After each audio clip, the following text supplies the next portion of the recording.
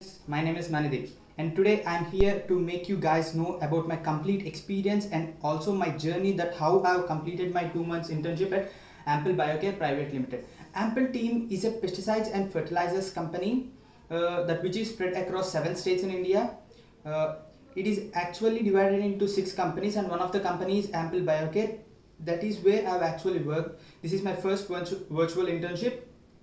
Okay, actually, I was given 2 roles in this whole internship. In the first month, I worked as a backend web developer. In the second month, I worked as a chatbot developer. That is nothing but a data scientist.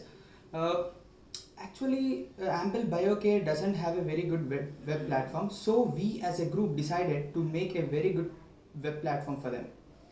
Explain you my role about my backend web developer. Initially, they have given me a raw database.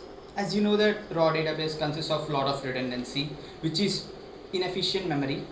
So for that, my mentor said that try to make it as redundant free as possible. So first I need to know that what are all the tables that which exist, and so only after knowing them we can know a process that how we can actually make it redundant free. So while I was going to read about see all the tables. Once I've seen that there exist multi-valued attributes at the same time composite attributes. As you know that a table is a relationship, a relation is a set. So in set we only have single valued attributes. So I thought, why can't I remove these multi-valued attributes? So there will be some reduction of the redundancy. So then I've removed them. This is nothing but first normal form. So once the table is in first normal form, what do we need to do? The second step, we need to remove the partial dependencies. Then I've gone through whole database, and I've seen that there exist some partial dependencies. So just with partial dependencies there exist many redundancies. So to remove that, I've used second normal form concept and I've made the tables redundant free. And okay, this is the last step that which we do? No. Next, I've gone again through the whole database and I've seen that there exist some functional dependencies. As you know that functional dependencies are the major factors of redundancy. So I've removed the functional dependencies and again it became redundant free. I thought, is this the final step? Yeah, no. There are still some more functional dependencies, which are like super key, primary key, super key, partial key dependencies. So should we remove it? Yeah, I thought, yes, let's just remove and let's see what is actually going to happen. So I've removed. One surprising thing is I've seen that there is lots of functional dependencies, which is really harmful. So I've asked my mentor that how can I solve this problem. Then he said that till third normal form is best, and every industry and every corporate company is going to use till 3NF. Then I got to know that yes, till 3NF is sufficient. I will say that it's not 100% redundant free, but till 3NF there is not going to be any loss, and even the redundancy is reduced as much as possible. This is what even my mentor expected, and I've reached his mark, so he was satisfied with me. Then the next step, he said, we've got a website.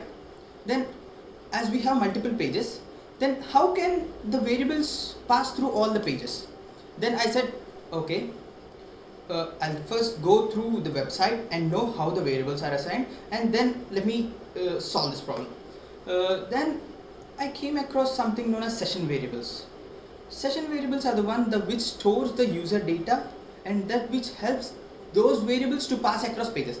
That is what even my mentor wanted. So I said him and he was satisfied. And next, I think you guys have gone across the web pages saying that remember me. Have you ever wondered that what does it actually do? Yeah, it uses a concept known as cookies. What it actually does is it stores the user data until some certain period of time. See, it is non-volatile. It is something like ROM.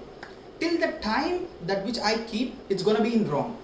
Even though you shut down your browser, even you shut down your computer, within the time, if you open the same website, you're gonna see your user credentials pasted over there. Yeah, it's somewhat not good for security, but still, even some users don't want to type the same user ID again and again within a certain period of time. So for that, we use cookies concept, and I've submitted, and my role as a backend web developer is completed. My second phase of my internship is to work as a data scientist. Now we have created a web platform.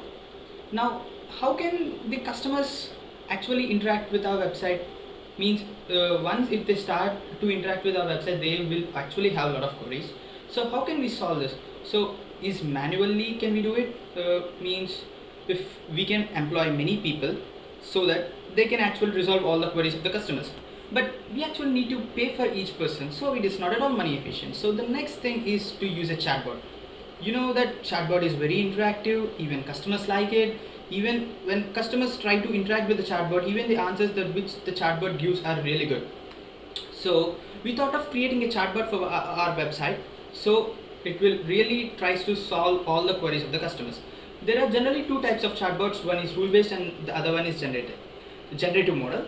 In the rule based, generally we type rules that which are from simple to complex, but as you know that it is not efficient, because if we type any input that which is out of context other than the rules that which we write, it's not at all gonna give a very good answer. So the next solution is to use generative models. Generally these generative models are done with the help of deep learning techniques. Okay, we see a chatbot. Once if we give input, corresponding to that input we need output. See, we are having two things. One is encoder, one is decoder. This is nothing but seek to seek model. So we initially we have started with seek to seek model, that which is nothing but the vanilla flavor of it is encoder decoder. So first, how can we create this seek to seek? We need to represent each word as an embedding. So first we came up with continuous bag of words, but it is actually static. Even though the context changes, the embedding of the word doesn't change. So we came up with the latest one, that is nothing but which uses transformer model, that is BERT. For the embeddings we are done. And the next thing is, generally we use RNNs for encoder or decoder, but see, in RNNs the main problem is memory. So to solve that we use LSTMs. Is general unidirectional LSTM is okay? No, because we don't, when we are trying to create a hidden state for a word, the past words are not the only things that which affect it, even the future words are also important. So for that we are using bidirectional LSTMs. See, even though we are using bidirectional LSTM, we are only getting one context vector. Is it sufficient to represent the whole input sentence? No.